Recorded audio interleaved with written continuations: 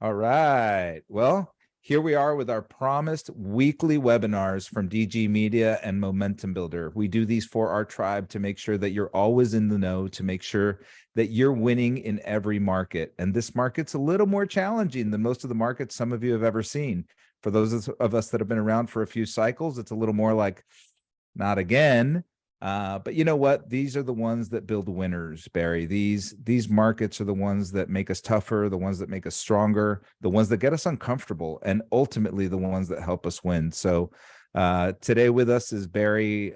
That really needs no introduction because you all know him as part of our tribe, the only 5-year momentum builder speaker and an industry icon, as we said at Momentum Builder, the GOAT. So, Barry, we were talking a little offline. It's a stressful time, right?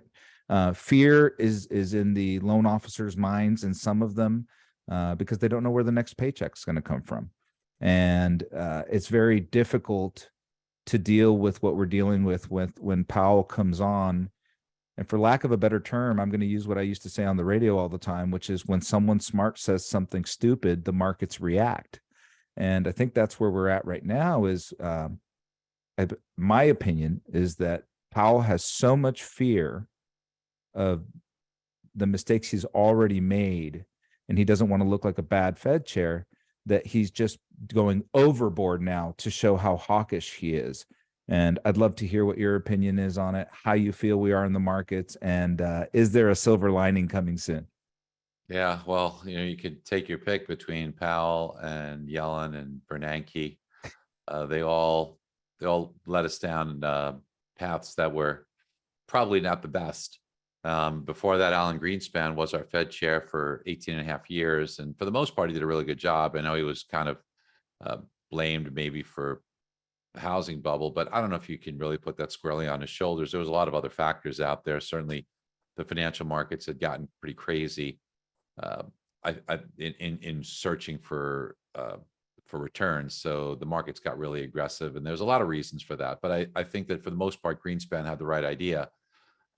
When it comes to where the market is now, as you said, it's a little bit of a scary time. I mean, this is really all driven by what happened with the jobs numbers. And I've got some slides that I'd like to show you and go over with you. So maybe we could take a few minutes and I'll kind of just kind of bring people up to speed where we are. And tomorrow's big jobs report is going to be very, very meaningful. So let me share some slides with you. Okay. Sounds great. So we got a nice little rally going today, 36 basis points to the good. The 10 years down 7 basis points, and that's great. Now, this is the 10-year Treasury, and I want to just show you. Here is the jobs report on February 3rd. The 10-year Treasury that day was down at 338. The day before was like at 334. So the 10-year Treasury was at a much lower yield. And look what happened after the jobs report. Now, here was the CPI number that came out subsequent to that at Momentum Builder, we said we were a little worried about. And sure enough, we got this big run up. And hat tip to Peter Bookvar, who said we'd get to 4% on the 10-year. So he dialed it in, he nailed it at Momentum Builder by saying that we'd get to 4. But this big run up was something that has caused our rates to get a lot worse and given us all some heartburn. When we see what's happening today, it gives us some encouragement ahead of tomorrow's jobs number, and I'll explain why in a minute. But first, let's take a look at mortgage-backed securities. So this is where you get your pricing from. Very proud to say, take a look here, February 2nd, the day before the jobs report. What's that say? We told everybody that they should be locking.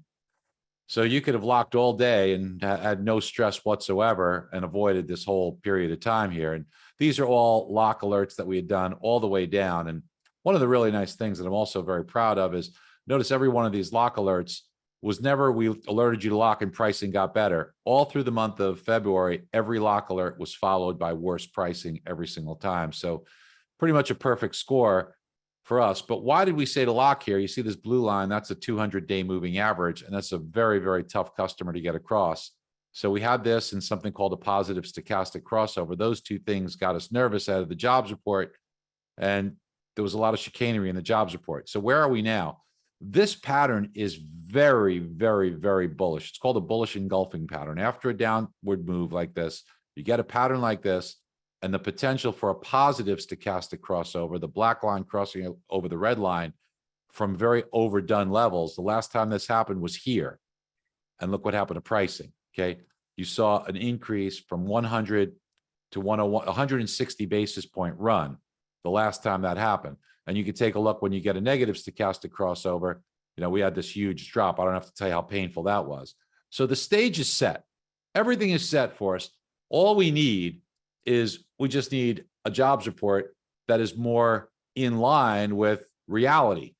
Now, there's been a lot of games and massaging. We talked a little bit about that at Momentum Builder. Let's examine that and let's explore that just a little bit together, okay? So I'm going to pull up some slides here once again for you. And when I do, we're going to just jump ahead kind of quickly. Look, we know that mortgage rates follow inflation, right? So we know that inflation drives mortgage rates. We went over this together when we were there. One of the things we talked about was the money supply, and you could see the big jump up in money supply, but you could see it starting to come down. As money supply comes down, we'll have less inflation. And we know that shelter costs are a big lag, just as we discussed, right? We're kind of heading down in real time, but the back of the roller coaster is still going up, right? So we know all of these things. The way it's reported in CPI is it's still moving higher, but there's reason to believe we're near the top here. We're near the top here because we are seeing signs now that asking prices for rents are coming down. Eventually, you're going to start to see this begin to roll over. So we think that CPI is overstated by about 2%. This should come down over the next several months, and you're going to see a much lower rate of CPI and much lower mortgage rates. We kind of went over this together, and we were worried when we spoke to you live, and we said on February 6th, be careful February 14th, because we pointed to this red arrow here. We said, take a look here. January's replacement number that comes out February 14th for shelter was very low. So we thought the inflation numbers would be worrisome. Fortunately, for prediction's sake, but unfortunately for pricing, we were right on that one. We didn't want to be right, but that's why we had some difficulty there. But we also told you we think the March 14th number would be a little more benign. We're not out of the woods April 12th when we get the March number, but we said circle May 10th. We're right along track. We are tracking, we have not been surprised by anything so far that we've seen here to get us off track to see May 10th be a good date. But what happened? The jobs report, all the Fed members are citing this blowout jobs number. Oh, it's so great. It's incredible. It's blah, blah, blah. Lowest unemployment. But it's all BS because we showed 517,000 job creations. But team, this is right from the Bureau of Labor Statistics. We lost 2.5 million jobs. There was something called the seasonal adjustment that says, oh, seasonally, we should have lost 3 million jobs, but we had a very warm January. So they hit us for the 3 million job losses. And then there was another adjustment for something called population control effect. And here it is from the BLS's report. They told us 894,000 jobs were created in January, but 810 was because of undocumented workers that were in early 2022.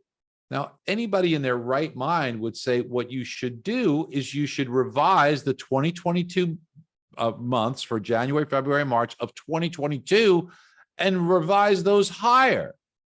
They elected not to do that.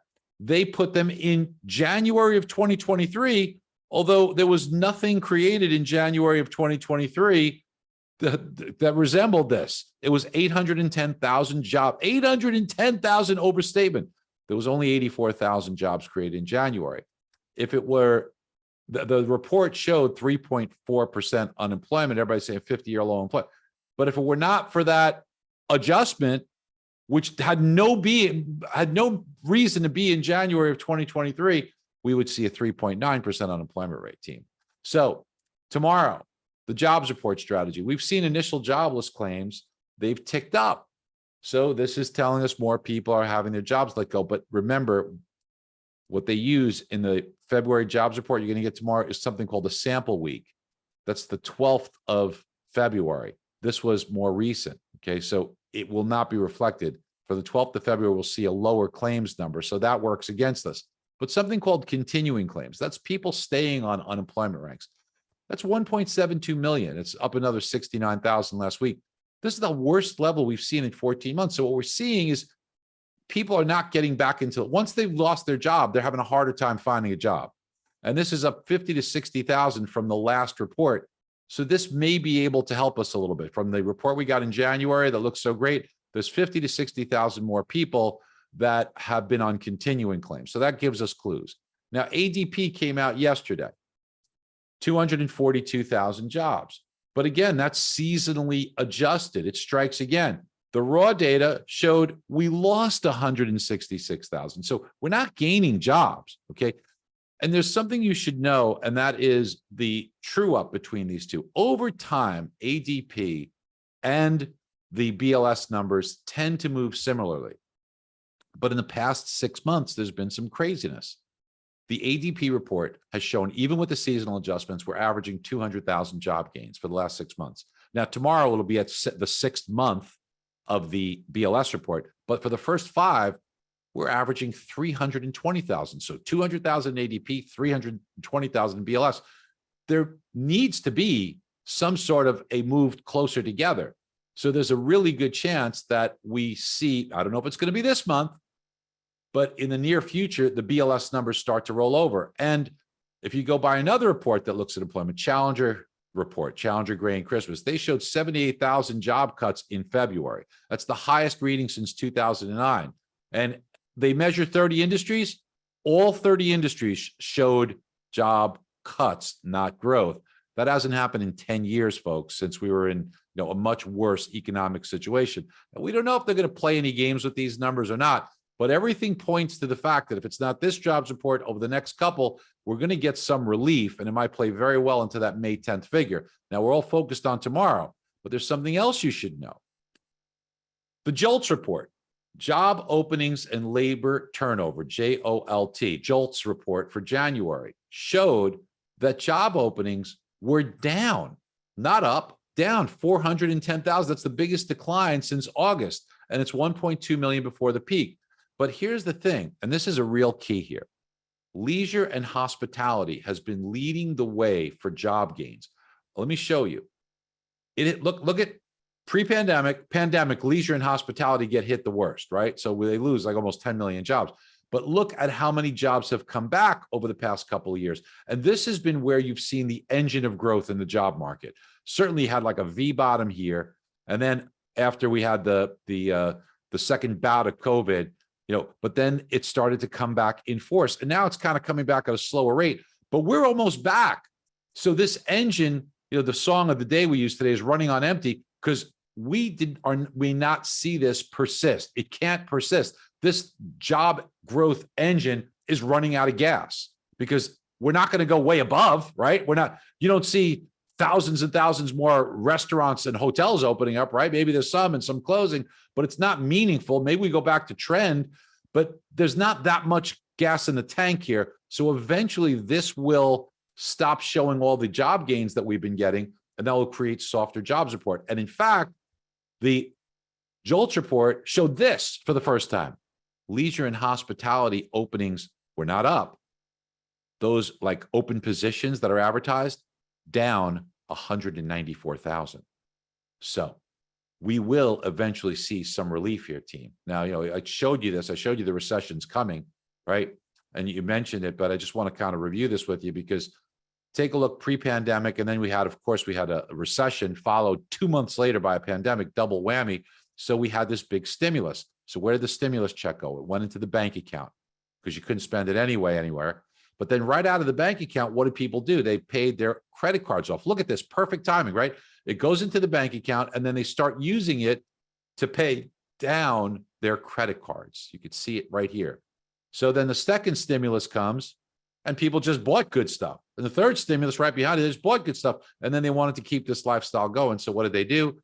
Jacked up their unused balance of credit cards, and now we're way above all-time highs, and drained their savings account. Their savings accounts went from 10% of what they were getting paid being saved to, I don't know, 3.5% now. So recession's on the way. And as we discussed, we see recessions result in lower rates. And that's what really helps here. So I just wanted to kind of give a couple of slides there, Gino. So it gives us a basis of where we have come from our meeting, and what we have to look forward to is tomorrow. is the big jobs report. And I'm hoping we get a little bit of relief there. And then Tuesday, we hope a little bit of relief on the CPI. It's not the one we're waiting for. That's May 10th, but maybe we get a little friendlier numbers between Friday and Tuesday so people don't think the world is ending. And then, of course, in April, Gino, I'm a little nervous about that report we get April 12th, but who knows? Maybe it's offset by a weaker jobs report too. So maybe we don't get too dinged up. But I think starting May, the jobs numbers should be weaker. The inflation numbers should be softer.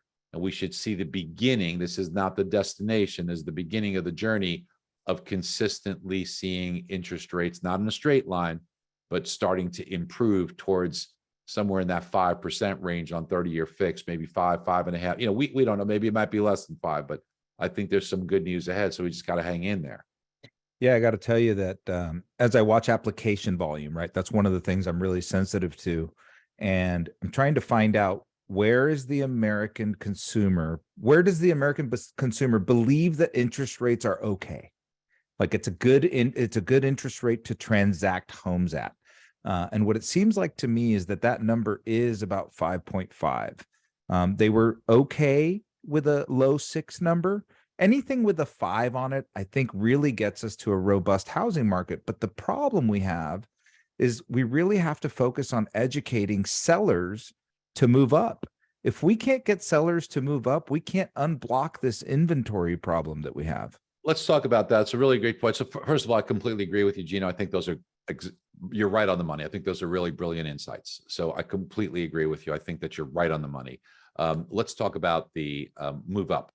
So 37% of homes are owned free and clear. So these people don't have a move up problem, right? So they aren't paying anything on their mortgage. They're probably, if they moved up to a more expensive home, would take a smaller mortgage and probably be okay with the 6 3/4, 6.5, 6, 5.5. So they're more insulated. So they don't have that obstacle. The ones who have the obstacle is somebody who's at 3 going to 6 3/4, certainly. Now, you have to consider this. By the Fed hiking rates so much, while they don't directly influence mortgages, they do directly influence home equity lines of credit. People have all-time high debt. So think about this. A lot of those people have already opted for home equity lines of credit because there's so much equity in homes. The average home has 58% of its value as equity, 42% as mortgage. That's the average home. That's a pretty interesting statistic, right? So that means that there's a lot of room for people to borrow. But now what they've discovered is if they've already taken out a home equity line of credit, or if they take one out, they're at 8%, maybe 7 3/4 until the Fed hikes again March 22nd. They'll be at 8 or more. And if their credit score is not perfect, they're at 8.5 or 9. And then the Fed has said that they may hike more. So the way that it looks is that these people will more than likely be in the 8.5, 9%, maybe above 9% range. Now, everybody's different. We don't know how much they're going to take out, but I would imagine that the blended rate, and this is something you have to start doing for people, is blended rate. We have one on MBS Highway, but you can do a blended rate. It's easy. So blended rate calculation means that maybe they might have 3, but they've got a home equity line, which is going to 9 or 9.5%. So maybe their blended rate might be closer to 4, 4.5, 5 already. Not a big jump to go to 5 1/4 or 5.5 or 5 3/4, right, Chino? So Okay. this is something I want you to think about, because that will also make it easier to unlock the chains of I'm locked into a 3% mortgage. No, you're not. You're paying a blended rate of 4 3/4. So think about those things. Yeah, I think one of the things, if we had more influence over the FHFA, the other thing that would be interesting is, today, when you combine a first and second combo, it's considered a cash out loan, which is going to give you worse pricing and a lot of restrictions as it relates to LTVs. I think once credit card debt starts to explode, because that's just what it does historically, at some point, default's going to start happening. And when default starts happening on those credit cards, I think there might be a little bit more government pressure to say, hey, let's reduce some of those guidelines that are making the cost to borrow out of your home a little more expensive. But those are all political things that are hard for us to control. And the FHFA hasn't always been quick to respond to things that are happening in the economy. Well, there's a couple of more slides I want to share that people didn't see at Okay. Momentum Builder that I think will be instructive here. I think that'll help us to explain something to our customer. So Go ahead. if we go by, you mentioned FHFA, right? So according to the FHFA, from the peak now, since July, home values have come down. How much have they come down? 1%. Okay, 1%. Now, I know your market might be different, okay, but that's according to FHFA. Now, FHFA, the difference between them and somebody like Case-Shiller is FHFA only measures homes with a conforming loan amount. So it omits a couple of things. Some, obviously, people who need a jumbo loan, which may be some higher priced homes. That's not to say you can't have a $5 million home with a $500,000 mortgage. You could, but you can imagine there's going to be some higher priced homes that you require a jumbo loan for. The other thing it omits is cash buyers. And remember now, cash buyers have the benefit of paying cash. So what happens when you pay cash for a home? You oftentimes are able to get a little bit deeper discount. That's captured in the numbers that we get from Case-Shiller. Now, the non-seasonal adjustment Case-Shiller, which I think is the number we should go by because we don't have a full year, we should just go with the raw data. And that's 2.7% decline. So look, if you say one's 1, one's 3, let's say average is 2% decline, and I know some markets might be different, you're getting a nice discount of a couple of percent, and maybe you can negotiate and get a little bit more. Who knows, right? So the question is, on everybody's mind is, okay, are home prices going to go up? The answer is clearly yes when rates come down because there's no inventory. All the reasons we gave when we spoke together at Momentum Builder. I'm very, very confident that we are either approaching or about to see a bottom in home prices. And all we need, for certainly by May 10th, when we start to see lower inflation, lower jobs, lower rates, recession-like conditions, you're going to see rates crater, and you're going to also see home values reach a bottom and start to pick up. You saw what happened in January, right? What happened in January? Rates went to 6%, and all of a sudden 2 and 3 offers on a property. So we know that already. The question is when do I do it? Where is the bottom? I'm not good enough to tell you the day that's the absolute bottom in your market at home values. So let's say we're not good enough and we are resigned to the fact that we're going to miss the bottom. So how do we view that? I'll show you. So if this is the market and this is the exact bottom here, and I say I'm going to miss it, where do I miss it? Well, here's where most people miss it. Most people are afraid. Okay, things are getting better. Oh, rates are going down. Oh, activity's picking up, 2, 3. Okay, right here, right as it starts to go up, that's when I'm jumping in, right? The problem with that is that the seller is more confident. There's more offers, there's more competition, and there's less available. The smartest time to do it is not after, but before.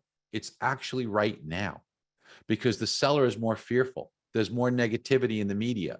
There's less competition. There's a little more available to choose from because it's not being gobbled up as rates come down. So you want to do this now. Higher rates is not your enemy. It is your friend. Let me show you more. This is a case study. The last time home prices bottomed, it looks something like this. And it bottomed here in early 2012, 13 years ago. That was the last time. And since then, they've pretty much gone straight up. Now, notice what had happened after they had bottomed. Do you notice the pattern here as prices went up faster than they came down once a bottom was reached and people got confident? In fact, in the year from the bottom, there was appreciation of 8% in the next year, 8. But that was with 2.4 million in inventory right here. Today, there's 980,000 in inventory, and 40% of those are already under contract, where here it was closer to 27% under contract. So dramatic difference in available inventory. This is like just waiting for a spark to ignite price appreciation. Now, if you recall, when I spoke to you, I showed you all those numbers, and I said, let's just figure 3% appreciation. Right? I'm not saying it goes crazy, because at 3% appreciation, you do incredibly well. So let's use a mathematical example, because I love math. Home value of 500, mortgage amount of 400. It could be in your market, it's going to be different. I get that, but just an example. If you figure, look, rates have gone up 1% since a month ago, and you say, well, that sucks. Well, not really, because here's what can happen.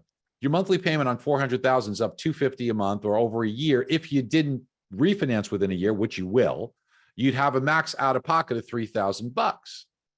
But because today you can get a discount on that home of 2%, maybe more. That's $10,000. Plus, look, will it go up 8%? Maybe more. I'm saying 3%. 3% appreciation is $15,000. So that's a $25,000 gain, $3,000 loss. But okay, well, look, you're not going to lose the whole thing, but maybe you got to spend for a refi too. So let's throw it in and lump it in and say $5,000 out of your pocket. Why are you making a $20,000 mistake? Why are you not doing this? Why? Because you're going to wait till everybody else jumps in the market, folks? This is the opportunity that you want to give to your customers. So, so what I wanted to do, brother, is let's have a conversation here with either yourself or either some of the people that are listening here and that may have some questions.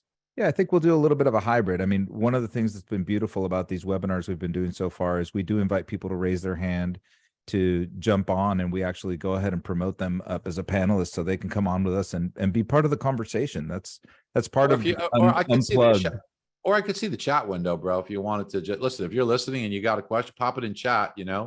Just I could see it here. So go ahead and fire away.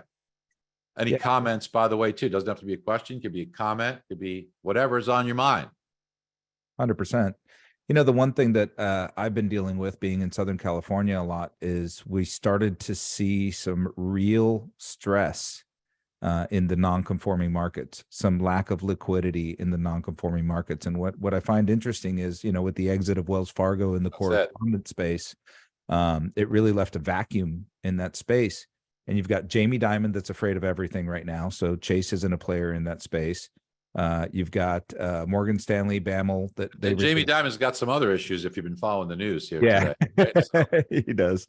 But you've got a lot of fear in that space. And what I don't quite understand is why is non-QM still performing okay? So why are non-QM securities performing okay and non-conforming securities not performing?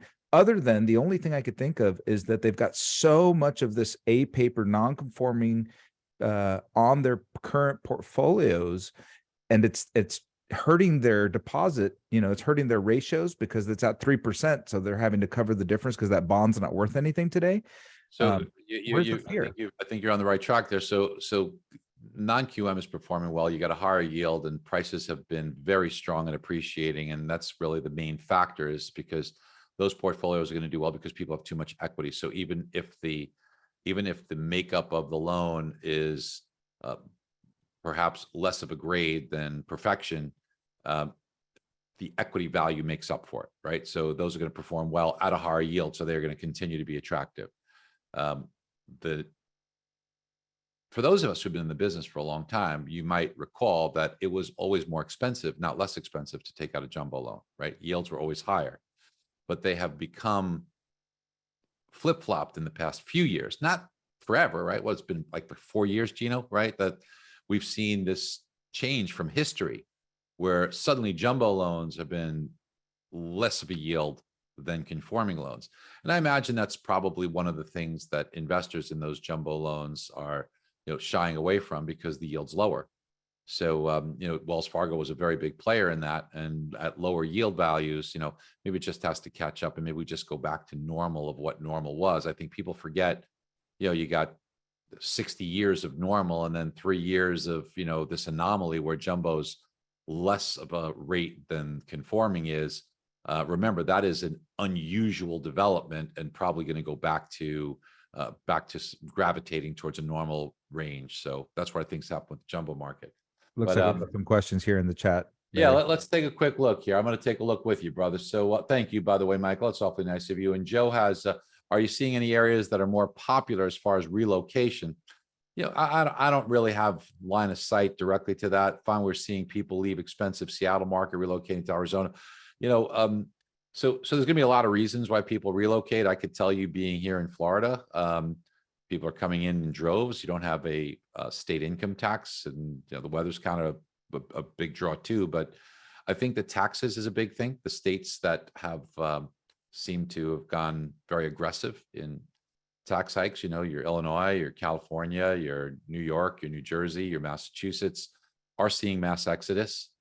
Certainly the changes to the SALT deduction, capping that, the state and local tax is SALT, that at $10,000, I'm sure many of you are experiencing, your clients, feeling that too, means that what they, at least look, you're paying like 13% state income tax, but I could get a federal tax deduction that eases the burden by 37% of it, right? So, maybe it's, out of pocket 9%, which is still, but okay.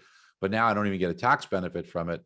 That's probably causing some migration, but I don't have direct line of sight, and everybody's situation is different and every market's different. So that's the best I could do to answer that. Frederick, where can I find the charts you're showing? I'm an MBS Highway subscriber. Yeah, the St. Louis Fed has some of this stuff, but we have to dig. There's a lot of subscriptions that we pay like crazy amounts for. You wouldn't want to pay the amount we pay for like Haver or others that are, but we share them with you. And if you go to Presentation Expressway and MBS Highway, you will see a lot of those charts and slides that you can utilize as well right there. Yeah, Barry, if I can make a comment there. Yes. What we did is we created an event. We invited 60 to 70, we probably invited 800 realtors, but we had 60 to 70 realtors that showed up, and we used the slides that were on Presentation Expressway, and we gave the explanations as best we could to mimic what you're doing with us. You're basically giving us all the scripts. So we put them all together and we did a presentation in front of them, and we helped them with their scripting because they don't know what to say right now. Yeah. And don't forget, you could watch the way I present it. So we don't do an hour-long presentation because that's going to be a little onerous for you. So we broke it. I think the last one we did was 11 minutes. So we take some of the highlights that you see high level, break it down with the slides, 11 minutes, and you hear me talk about it and present it as I would. So what a lot of people do is they just watch it 4 or 5 times, spend an hour, watch it over and over, kind of rehearse it, and then you go out and deliver that 10, 15-minute talk, and you knock it out of the park that way. So thank you. What's my outlook for foreclosures that could result in high credit card debt? I don't think so. I don't see foreclosures as an issue at all, and that's too much equity. Again, 37% owned free and clear. The 58% of that home's value is equity, 42% mortgage. Now, the latest data that we got today was only 2%. 1.4% of homes have negative equity. You compare that with the last foreclosure crisis, we had 25% of homes had negative equity. And I don't see home values. I think they're near the bottom of where this little run is going to go down. And I think they'll appreciate as soon as rates come down. Appraisals are coming in short, left and right. What's your take on this? If price appreciation is not a huge hit, what do they see? We do not.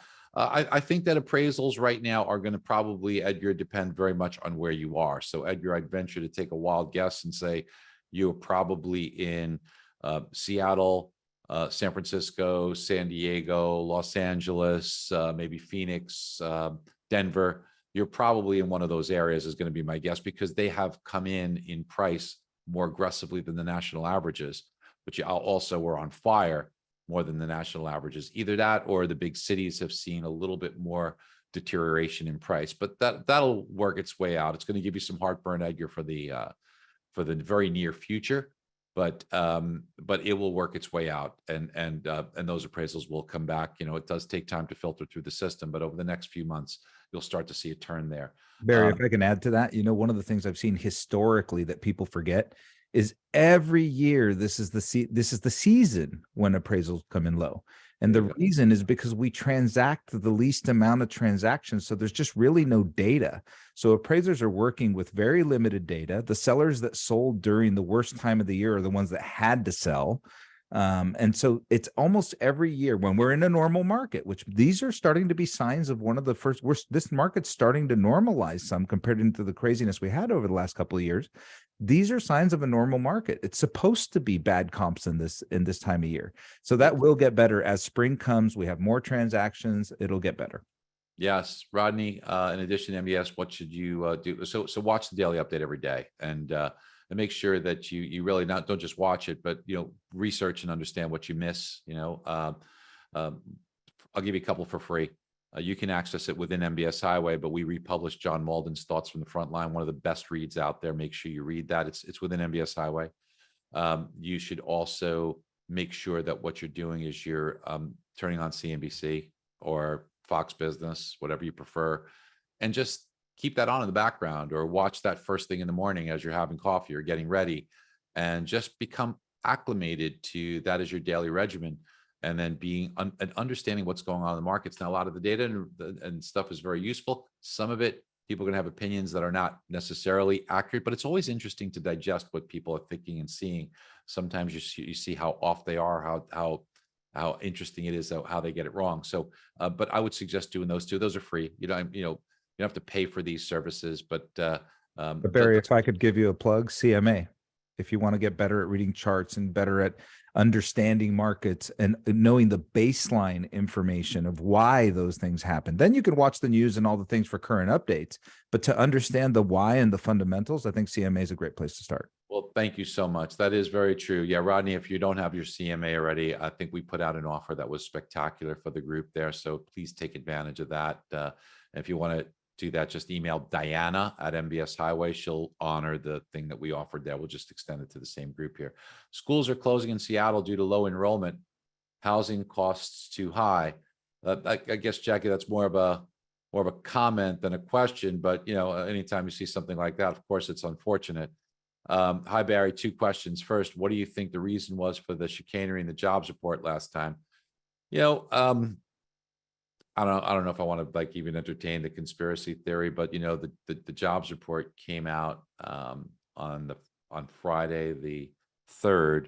And I mean, if you look at what the calendar was of events, there was an event that was a political event that was the following Tuesday. Who knows?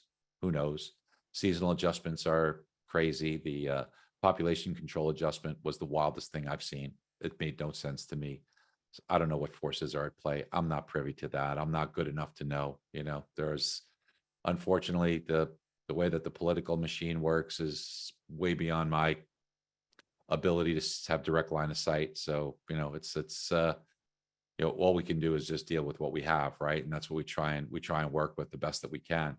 Certainly the Fed can see all the numbers behind the numbers as you do also, but no, don't give the Fed too much credit. They don't know how to read the numbers. They can see them. They just don't know how to interpret them. I've spoken to these Fed members. I remember during the very dark days of COVID, they did not understand how the mortgage market worked. They did not understand margin calls. So they don't have a deep understanding of this stuff. Okay, so don't give them too much credit. When I'm showing you the comparisons like we went over together at Momentum Builder, they don't look at that. They don't understand that. They just look at the headline. Believe me, that's the way it goes. These people have been lifelong people in government, at the Fed. They don't do this. Okay, so don't give them too much credit. If you get a call from someone at the Fed, they probably just start with, "What's your rate?" Yeah, yeah, exactly. Yeah, yeah. You probably know more than they do at this point. So what's your best guess for rates between now and May 10th? We kind of talked about that a little bit. Again, May 10th is the beginning of a consistent move. So, I mean, your guess is as good as mine what the jobs numbers come in at, right? I showed you the logical aspects of it, but the results don't conform to logic all the time, and who knows what type of things they throw in there that hit us, out of left field, right? So we didn't see a population control effect number coming in, ADP seasonal adjustments and BLS seasonal. These are difficult to handicap because they defy logic and common sense, and there is no predictability. So I think the rates probably are going to remain in a range. And if we get a good number tomorrow, a lot's going to depend on the numbers tomorrow and the following month. I'm a little worried around April 12th with that CPI number, but that'll also be after we get the March employment numbers the week before, and that will have a big influence too. So let's take a look. Sonia Lee, nice to see your name. Hope you're doing. Oh, okay, great.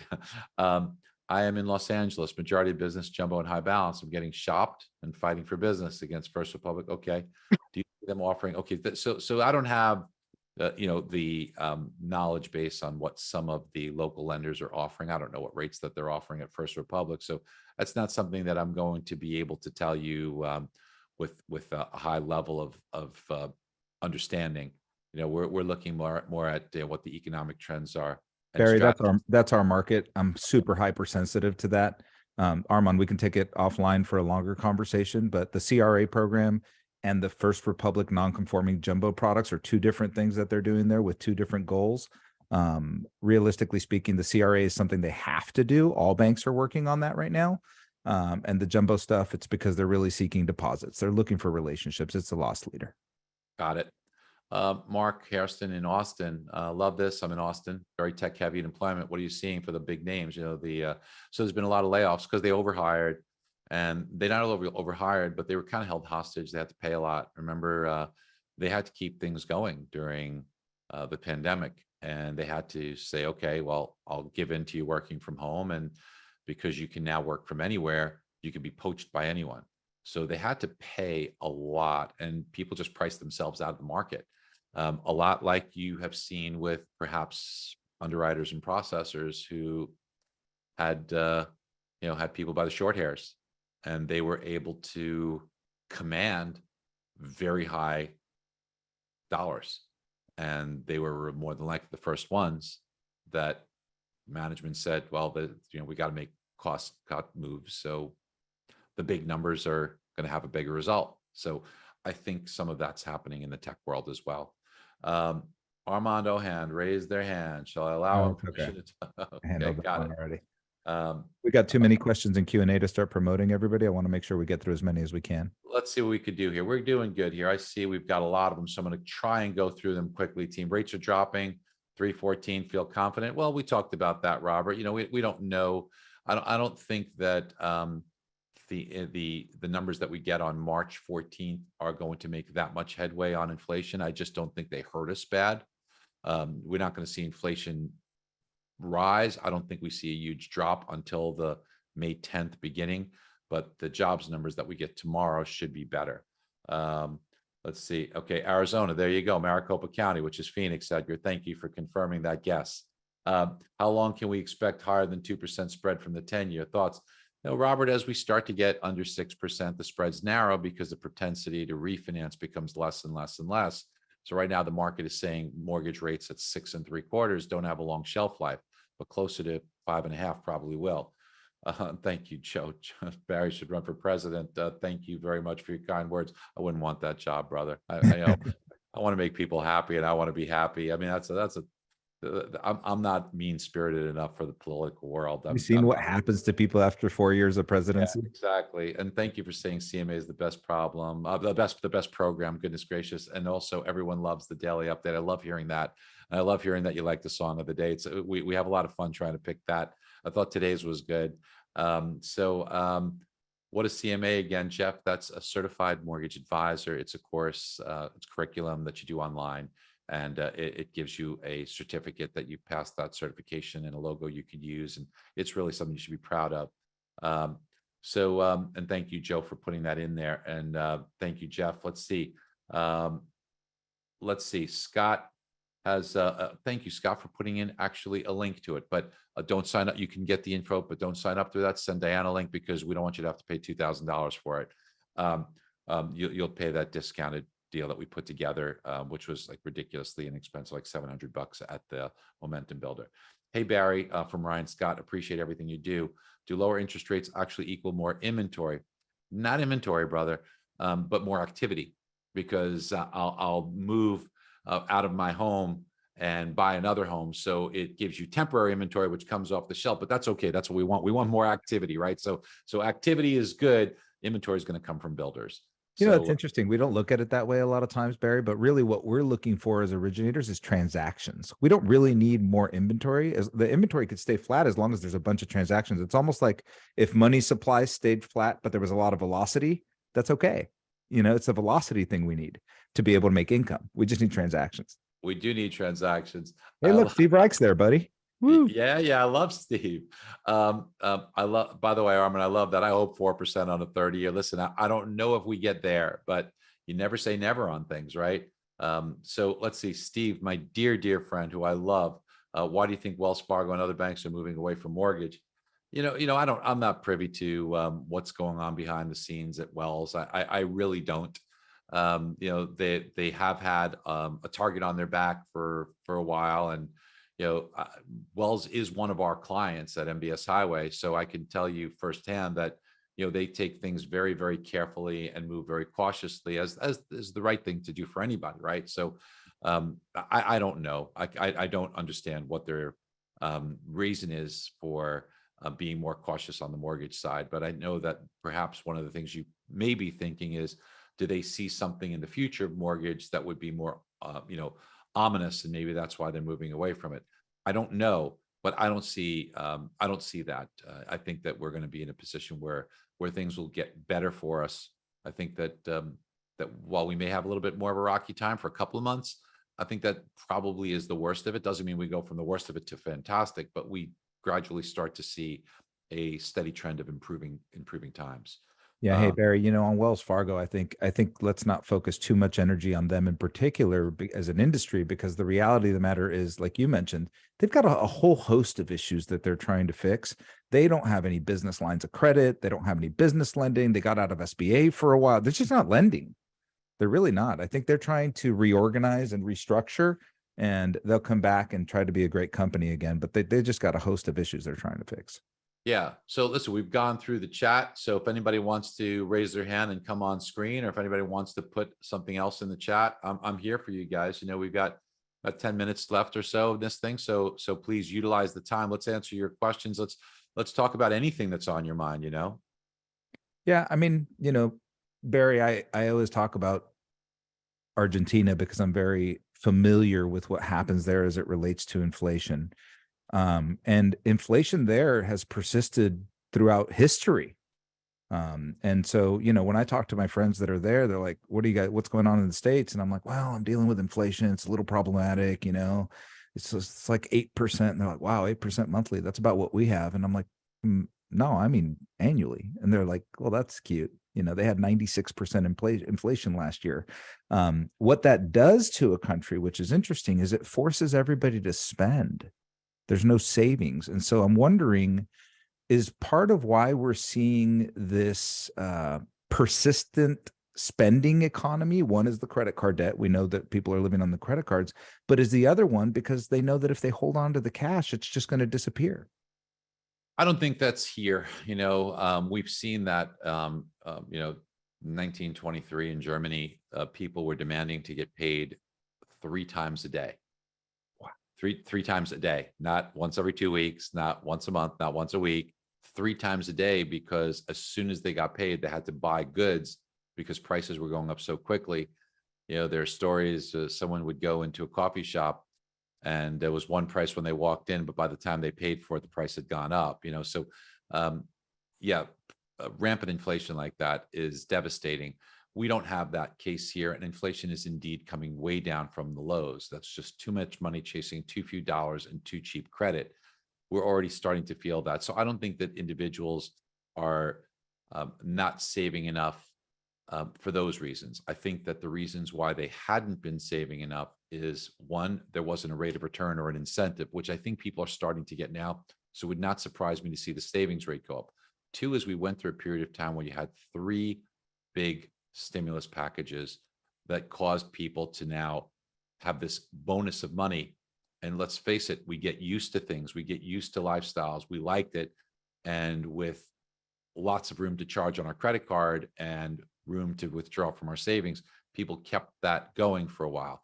There was also increases that people were receiving in their paychecks, which appears to have slowed down at least a little bit. So all those forces, in conjunction with tighter credit, more money that has to go towards servicing the credit that's outstanding, I think it's taking a bite out of the spending. I think you'll see less spending. I think you will also see a return to savings now that you also have a much higher incentive to do so. I mean, 5% on a 2-year treasury, or 6-month treasury, money market accounts in the 3s and 4s, and CDs paying reasonable rates of return. People are going to go back to saving a little more money, Jay. Yeah, I know a lot of your friends are from the Malden group. This morning, Jared Dillon did a nice little write up on the T-bills. I mean, the fact that you can get a 4% return, and a lot of times people don't understand. 5. Yeah, but even on the long term, right? If you buy a 10 Yeah. 4, one of the things that happens is not only are you going to receive a 4% return, but as T-bills start to go down, the value of that 4% bond goes up. And so you're actually make appreciation and return. I mean, it's really, I understand. It's funny. I spoke a week ago for Tony Robbins at his platinum event. And that was one of the exact tips that I gave.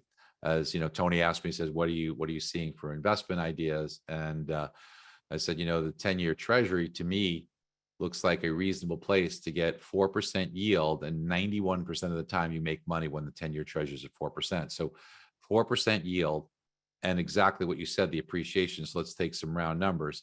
Let's just say it goes to 3, right? Which I think is reasonable. So 4 to 3 means you're getting a 1% premium for a 10-year duration. So that's 10% there. They're going to discount it to present value. So maybe that's 7 or 8% plus the 4% yield. that's not a bad place to be very safely in treasuries and get a net return of 10, 11, 12%. That is a really, really attractive play. And full disclosure, I have some investments in there as well. So it just, and also on some short-term treasuries, I just think it just, a good place to put money and get 5%. There's nothing wrong with that. And so I'm not giving you investment advice. I'm giving you what I'm doing. So yeah, I'm in the same camp. I've also been looking at those investments because you can stagger those investments, right? The 2 gives you quick liquidity. The 10 gives you long-term investment. I just think right now it's very interesting. And that's why people are heading there. And if people head there as an investment, eventually what it's going to do is drive those down. So it almost creates the opportunity. You're right, G. And Rainier, I'm not going to be able to answer your question. I do see it though, but I don't really have the ability to give you insight on loan level price adjustments. Again, that's not really in the realm. So I don't know what's going to be coming from regulators in that area. I don't have any benefit of more than a guess on that. Wendy, what's your thought on builders and their posture with the market? New homes are the possibility fixed to the inventory? Yeah, new homes would fix the inventory situation, Wendy, but the good thing about understanding this environment is, it takes time to construct a home, and it's even longer than that to get the planning and permits. So you kind of have a good visibility as to what you can expect over the next couple of years. And it looks like about 1.4 million new units. Now that's nowhere near enough to keep up with household formations, which will probably be in the range of the 1.9 million. Okay, so inventory is going to come under heavy pressure. There's no immediate fix for this, and builders aren't going to get bank funding, and they're not going to get investor funding. They're not going to get any kind of support to go out on a limb and start constructing homes when all you hear in the media is the housing market's crashing, okay, and rates are going up. As things turn, they will construct more, they will do more, but there is a lag time there. So you won't see an immediate fix to that. Scott, Barry, do you have specific videos made for our referral agent partners that they'll be able to watch and understand and not go over their head? I try and do that a lot on my Instagram page. You could probably pull 7 or 8 or 9 videos from there, which I think can be meaningful for you. So I am Barry Habib. You can go there and you could just take them, pull them, share them, create your own, whatever you want to do. Just follow me on Instagram and you can get those. I'm going to do a new one about that, the mistake people are making. I'm going to be recording that. I think I'm going to record that tomorrow or Saturday. And we're going to put that up there too. So look for that over the week, probably Monday or so, because Diana in our office is so talented. She does a little editing on there, which kind of makes it look fun. A lot of these terms and jargon are for us LOs. Yeah, I get it. We don't use the, we keep it simple. We keep it simple. So thank you. And then for CMA is Diane's email, just Diane at MBS Highway. It's actually Diana. So thank you, Joel, for putting that there. And it's DIANA at MBS Highway, DIANA, Diana at MBS Highway. Scott, pay for specific agent partner videos. Yeah, you don't have to pay for them, buddy. We've got them. Just take mine. And thank you for posting that. If you're open to it, how would someone give a topic suggestion to be considered to be produced inside of CMA? Roddy, just send that to Diana as well at MBS Highway, and we'll make sure that we'll take a look at that. So we do updates for CMA once a year. So your timing is good. We've got, we usually get some guest speakers on there. We've got Steve Nissen and Katie Stockton, and they taught how to look at technical analysis. I mean, Steve Nissen brought Japanese candlesticks to the US. So he's the father. He mentored me personally. So thought that was good. And Katie Stockton is probably the most well-known technical analyst. She's on CNBC every day or every other day. So we had Katie, who's a dear friend of mine. I asked her to do CMA, so we flew her down to the studio, and we had a studio that's a virtual studio we do in Atlanta, and she was great. She did some really, really good work on technical analysis teaching there too. So we have Armand, I saw that we promoted you. Sorry, Barry, I didn't mean to cut you off, but Armand, I saw that we promoted you. Is it something real quick we could hit you with? Because we're running. Yeah, come on, Armand, get on. Put your camera on, buddy. Do it. He hasn't accepted the promotion, so I don't know if he still wants to talk. No worries. No worries. All right. Give him a place to talk. Barry, honestly, how amazing is this that for all of us at Momentum Builder that are part of the DG Media Momentum Builder tribe? Totally Barry unplugged, totally massive Q&A. We just went through 50 questions in 15 minutes. I've known you for a really long time. I'm always blessed. You always give so much back to us. I really, really appreciate everything you do for us. And we're all believers and followers. And I'm every time I get off the call with you, every time I have an interaction with you, I feel better about myself and about everything I'm going to help my clients, my partners. I mean, this should fuel us for the next 2 weeks. And that's how it is right now. We just need fuel for a week, fuel for 2 weeks, fuel for 3 weeks. That's why we're doing these weekly webinars, to keep our mind in the right places and just so that we can keep winning. Because if you let any negativity in right now, you could find plenty of it in the world. Well, first of all, thank you for your very, very kind words, my friend. I really appreciate that. I mean, Gino, what you and Don do is so great. You have the giant hearts that you want to help people, and everybody who joined the call today, I'm honored that you want to spend your time together with me too. Listen, doesn't hurt to just ask the good Lord that we get a favorable number tomorrow, right? So something that's more indicative. So that's I'm a spiritual person. I do that. I hope that we get a better number tomorrow. There's no guarantees, right? But if we do, if we don't, the numbers will start to break our way. They will. It's not a matter of if, it's just when. Do we start to see rates get a lot better in May or June, or maybe we get a little lucky, we get a little relief this month? I'm not sure, but we all know how fast the days go, right? We all know how fast the weeks go, and boy, I'm learning how fast the years go. So I can't freaking believe it. But you're in that space sometimes when people ask you how old you are, and you're like, I don't know. Let me go check. Yeah, well, no, I know. I'm very cognizant of it. But the hair color and the Botox are trying to preserve whatever is there. So I can color it if I want to. Mine don't bother going gray; they just go gone. So listen, we're not that far away. Okay, here we are.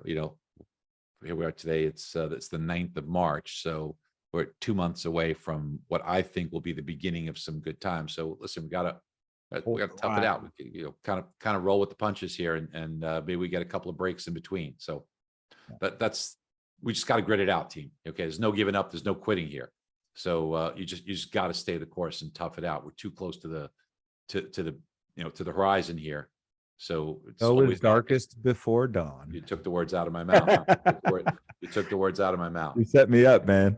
Yeah. Yeah. Hey, a little bit of housekeeping. I do want to make sure that everybody please interact in the app. We spend a lot of time and effort to put the app together so that our tribe can help each other through day-to-day challenges in the app. We meet weekly at these webinars, but we can interact daily on the app in a private manner that we're not on Facebook. So we don't have to communicate with our general group. We're communicating just with our tribe inside the app.